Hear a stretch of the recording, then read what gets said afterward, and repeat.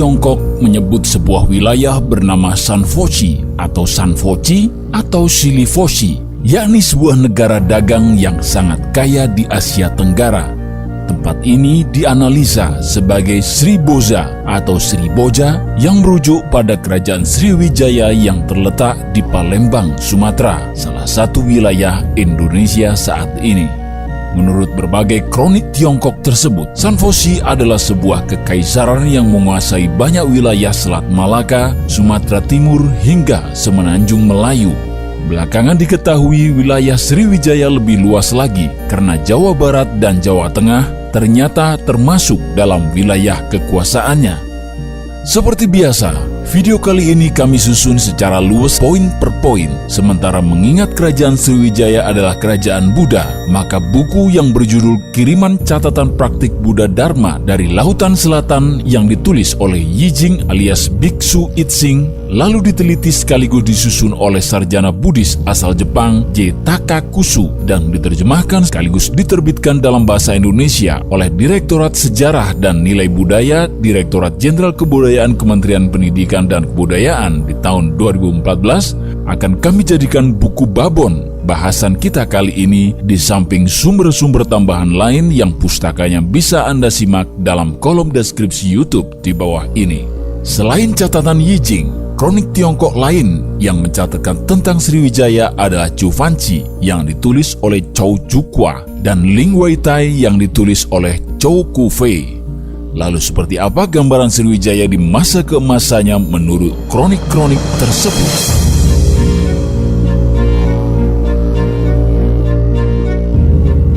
Para penulis kronik Tiongkok, selain biksu, mereka juga adalah para peziarah dengan tujuan tertentu. Yijing atau Itsing salah satunya. Tujuan utamanya adalah India, namun dia terpukau dengan Sriwijaya. Apa yang dialaminya di perjalanan dicatatkannya, termasuk apa yang dia saksikan di Sriwijaya. Dalam catatannya, Sriwijaya disebut sebagai Shilifoshi. Ibu kota Foshi terletak di dekat sungai dan merupakan pelabuhan dagang utama di mana ada pelayaran reguler antara Foshi dan Guangdong, Cina. Jarak dari Guangdong ke Foshi sekitar 20 hari bila angin mendukung, atau terkadang sebulan. Sementara Melayu berjarak 15 hari dari ibu kota Foshi. Raja Foshi atau Sriwijaya memiliki banyak kapal dagang yang berlayar dengan tujuan India. Di ibu kota yang berbenteng, terdapat pusat pembelajaran agama Buddha sehingga ribuan biksu banyak dijumpai di tempat ini. Bahkan setelah menyimak kurikulum yang diajarkan, Yijing merekomendasikan agar mereka yang ingin belajar ke universitas di India lebih baik belajar lebih dahulu di kerajaan Sriwijaya.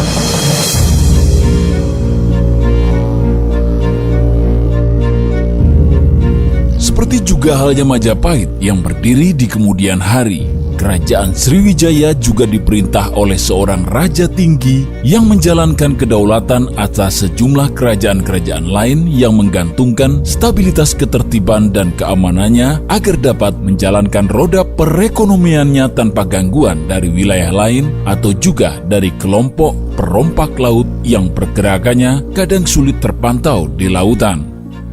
Faakih Irwan Jailani dalam bukunya Mandala Negara-Negara Besar Asia Tenggara Klasik menyebutkan kerajaan Sriwijaya dan kerajaan Majapahit menggunakan semacam sistem konsolidasi bernama Mandala. Di samping juga kerajaan-kerajaan lainnya seperti Ayutthaya, Angkor, Champa, Bagan, dan kerajaan-kerajaan berciri Hindu-Buddha lainnya. Sementara dalam Kakawin Negara Kertagama yang ditulis oleh Empu Prapanca saksi mata langsung peradaban kerajaan Majapahit, pada buku ke-12 sistem ini dituliskan sebagai Nusantara Sarwa Mandalita. Mandala berarti lingkaran. Yang dimaksudkan di sini adalah lingkaran persatuan yang berpusat pada satu kekuasaan. Besarnya kekuasaan tidak selalu didapat dari perang, tapi juga kekerabatan melalui pernikahan, bergabung secara sukarela dan mengikuti aturan yang diterapkan, seperti juga pada masa Yogyakarta bergabung dengan pemerintah Republik di era kemerdekaan dahulu, dan masih banyak cara bersatu lainnya. Menurut catatan Yijing, Raja Kerajaan Sriwijaya adalah penganut Buddha berikut para penguasa daerah di bawah naungannya. Dalam kronik Cuvanci dari dinasti Song, Raja Sriwijaya disebut Naga Raja. Peraturan Kerajaan Sriwijaya diterapkan pada 15 Chow yang bisa diinterpretasi sebagai provinsi atau kota besar. Raja bermahkota emas dan menggunakan cincin di jarinya sebagai segel. Sementara jika ada raja yang meninggal dunia, rakyat mencukur kepalanya sebagai tanda berkabung.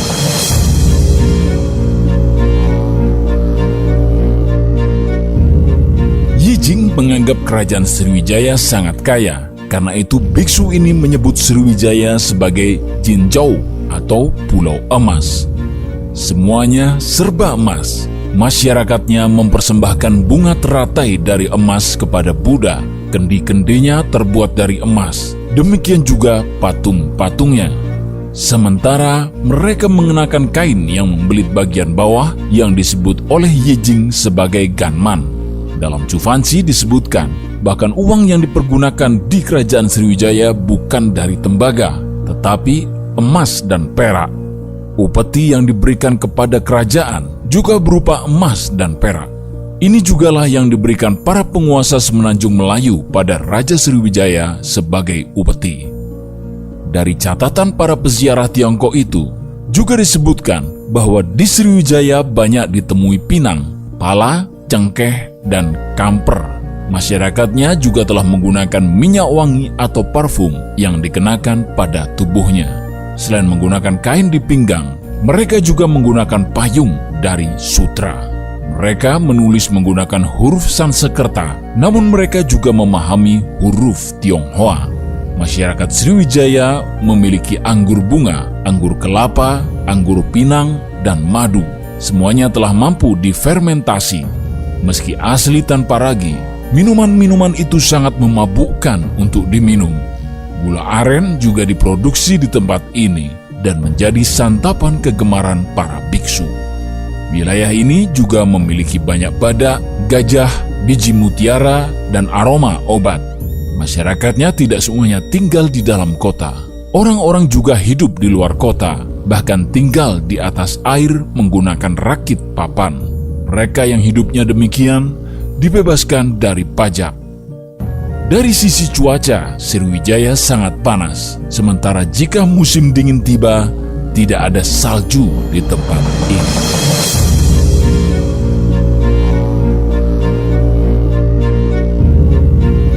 Armada militer kerajaan Sriwijaya juga tidak lepas dicatatkan dalam kronik-kronik Tiongkok tersebut.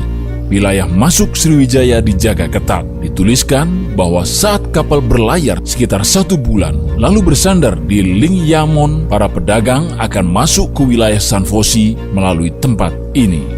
Diduga ini adalah sebuah jalur masuk di mana mereka akan diperiksa atau menyelesaikan urusan administrasi sebelum berdagang di wilayah Sanfosi. Pelabuhan utama Sanfosi atau Sriwijaya ditandai dengan rantai besi, sementara pasukan militernya sangat hebat dalam pertempuran laut maupun darat. Ketika perintah untuk berperang ke wilayah lain, mereka akan berkumpul dan mengirim kekuatan yang dibutuhkan. Setelah ditunjuk panglima dan pemimpin, mereka akan menyediakan peralatan militer dan hal-hal lain yang dibutuhkan. Sementara dalam menghadapi musuh dan menantang kematian, mereka sangat berani dan tidak bisa disamakan dengan bangsa-bangsa lain. Catatan ini bisa kita tafsirkan bahwa militer Sriwijaya sangat terorganisir, termasuk memiliki banyak fasilitas dan strategi tempur yang sangat baik. Selain Cuvanci yang menyebut tentang kehebatan tempur militer kerajaan Sriwijaya, kronik Ling Waitai juga menyebut hal yang sama. Dituliskan bahwa militer Sriwijaya hebat dan nyaris tak tertandingi dalam berbagai pertempuran. Uniknya, Ling Waitai menyebut penggunaan semacam obat yang dioleskan pada tubuh dan dianggap mampu mencegah pedang melukai tubuhnya. Belum diketahui obat jenis apa ini dan benarkah khasiatnya bisa menyebabkan kekebalan. Namun yang pasti, Ling Waitai juga menggambarkan bagaimana para marinir kerajaan Sriwijaya sangat tegas dan tanpa ampun. Jika ada beberapa kapal asing yang nekat melewati wilayahnya tanpa permisi, pasukan marinir bersenjata pasti akan mengejar dan membunuh mereka sampai habis. Mendapatkan gambaran dari kronik Chuvanchi dan Lingwaitai, kita bisa membayangkan bagaimana sebagai kerajaan maritim, Sriwijaya sangat disegani. Terlacak juga bahwa kerajaan Sriwijaya merupakan kekuatan besar Asia kala itu selain Tiongkok dan India. Sudah barang tentu Sriwijaya memiliki armada maritim yang cukup besar untuk mengamankan wilayah kekuasaan Mandalanya. Belum diketahui bagaimana bentuk dari kapal-kapal militer Sriwijaya, namun dimungkinkan tidak terlalu berbeda dengan relief perahu bercadi yang tergambar di Candi Borobudur, karena di masa ini jugalah Sriwijaya masih berjaya. Kemampuan perahu jenis ini dalam ukuran yang lebih kecil tidak diragukan lagi dalam hal mengejar atau memburu, bahkan menyerang musuh-musuhnya. Cadi yang berfungsi menstabilkan gerakan perahu agaknya sangat membantu ketika dibutuhkan untuk melakukan manuver meski dengan kecepatan tinggi.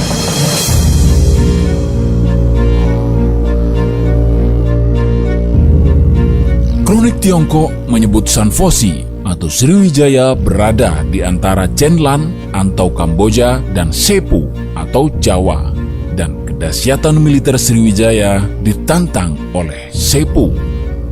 Kronik-kronik Tiongkok menyebutkan juga tentang permusuhan ini. Sepu identik dengan kerajaan Medang yang juga biasa disebut sebagai kerajaan Mataram Hindu atau Mataram kuno. Prasasti Mantiasih yang berangkat tahun 907 menyebut raja pertamanya bernama Rakai Mataram Sang Ratu Sanjaya. Meski sebenarnya masih memiliki hubungan kekerabatan, suksesi kepemimpinan wilayah Sriwijaya yang ada di Jawa membuat Balaputra Dewa berselisih dengan Rakai Pikatan dan Pramodawardhani. Balaputra Dewa lantas pulang ke Sriwijaya, sementara perselisihan itu sendiri mewaris pada generasi berikutnya, bahkan berkembang menjadi perebutan lalu lintas perdagangan di Asia Tenggara. Kala itu, Medang dan Sriwijaya sama-sama mengirim duta ke Tiongkok.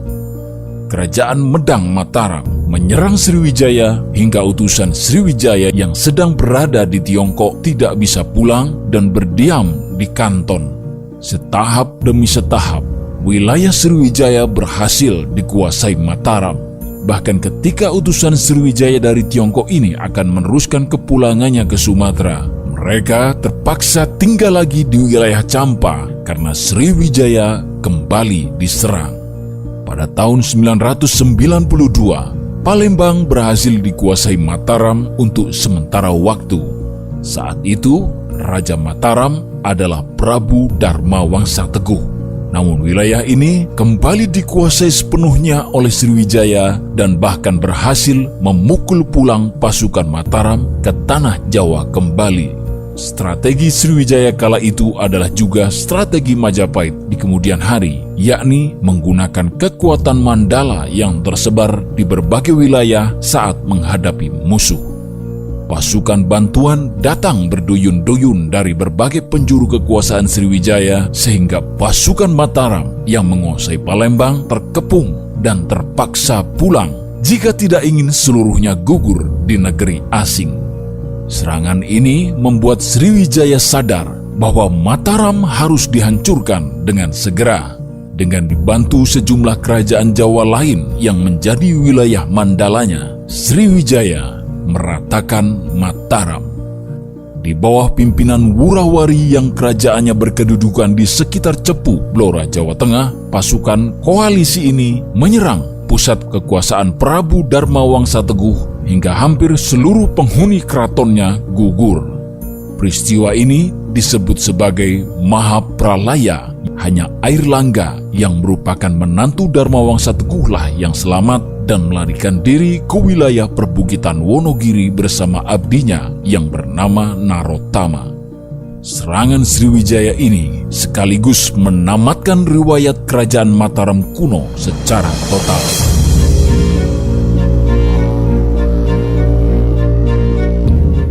Namun tetap saja, Sehebat apapun suatu kerajaan di masa lampau, selalu runtuh karena perpecahan di kalangan internal. Demikian juga yang terjadi dengan Sriwijaya. Persatuan Mandala Sriwijaya terkoyak akibat persaingan dagang di antara koloninya sendiri. Kala itu, jalur perdagangan utama ke Palembang pelan-pelan terganggu oleh pengendapan lumpur di Sungai Musi yang tidak segera diatasi oleh pemerintah Sriwijaya. Kapal-kapal dagang mulai sulit bersandar dan muncullah bandar-bandar alternatif dari koloni-koloni Sriwijaya. Bandar-bandar alternatif inilah yang menjadi masalah di antara wilayah-wilayah Sriwijaya. Mereka saling serang karena dianggap pesaing. Perpecahan ini dimanfaatkan oleh pihak luar, yakni Raja Rajendra Chola untuk menyerang pusat kekuasaan Sriwijaya hingga akhirnya takluk dan menjadi jajahan India. Kelak di kemudian hari, di bekas wilayah Sriwijaya, berdiri kerajaan besar baru bernama Dharmasraya. Dharmasraya menjadi koalisi kerajaan Singasari di bawah Prabu Kertanegara. Bahkan setelah Singasari runtuh, Dharmasraya tetap menjadi sekutu kuat kerajaan keturunannya, yakni Kerajaan Majapahit dalam usaha mengembalikan kejayaan Nusantara. Terima kasih sudah menonton. Hormat tak terhingga buat Anda yang selalu menjaga tradisi absen dan menulis sekilas komentar di channel ini. Sukses terus dalam cinta dan kehidupan Anda sekalian.